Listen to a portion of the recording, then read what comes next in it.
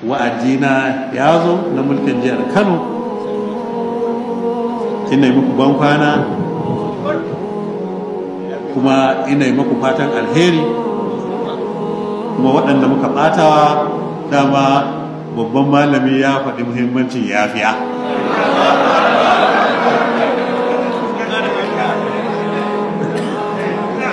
To ni na yafi da abin da wani ya faɗa game da ni, na yafi kowane ni ma kuma yana da a yafi.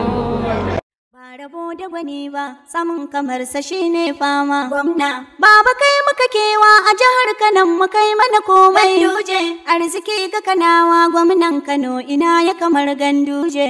Ku ba ni kiɗan gwamna mai ƙarfin aniya. Lafiya lau za ka gama. Gandujan Kano lau za ka gama. Gandujan Kano lau. Kai ni na ce lafiya lau za ka gama.